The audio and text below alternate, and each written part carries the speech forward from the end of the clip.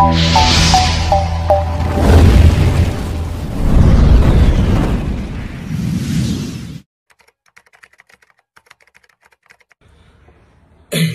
sorry to disappoint.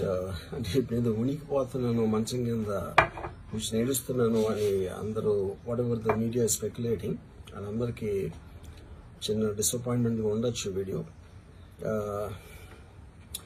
ఇక్కడ point ఏంటంటే I just want to explain the whole concept.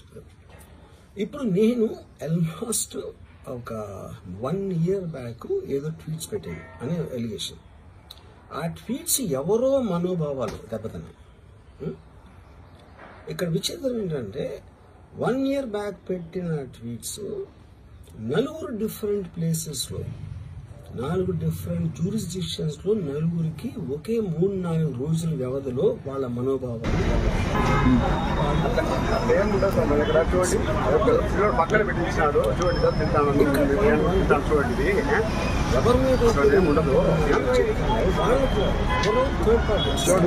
పెట్టాడు చేసి ఆయన న్యూస్ టీ మామూలు విధంగా పెట్టి న్యూస్ పెట్టాడు.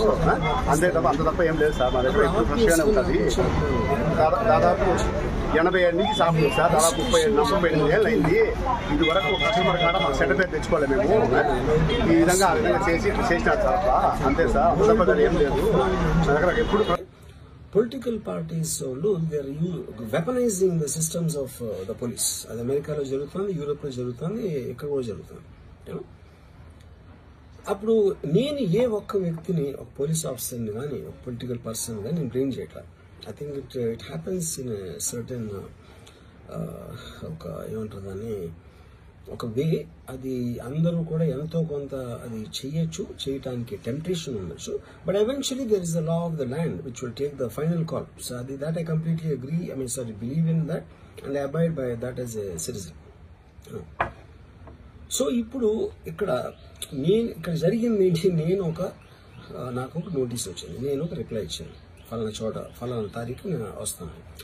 అప్పటికి నాకు జరుగుతున్న పని ఒక ఆన్గోయింగ్ స్కెడ్యూల్ ఉంది కాబట్టి, నాకు ఫిల్మ్ వర్క్ ఉంది కాబట్టి అవ్వలేదు. అండ్ ఇట్ ఈస్ వేరే ప్రొడ్యూసర్ చేస్తాను, ఆ ప్రొడ్యూసర్కి నష్టం వస్తుంది కాబట్టి నేను మళ్ళీ టైం అడిగాను. ఇదేంటి కేసు, ఇదేం అర్జెంట్ కేసు అంటే 1 year తర్వాత ట్వీట్ చూసిన అతనికి 1 week లో అన్ని అయిపోవాలనేది ఏమన్నా మీనింగ్ ఉంటుంది అసలు దానికి? So which basically means it is being done for purposes other than the urgency of the case. ఇది అర్జెన్సీ ఆఫ్ ద కేసు అంటే మీరు మర్డర్లు గేడర్లు ఇన్ని జరిగి సంవత్సరాలు తీసుకుని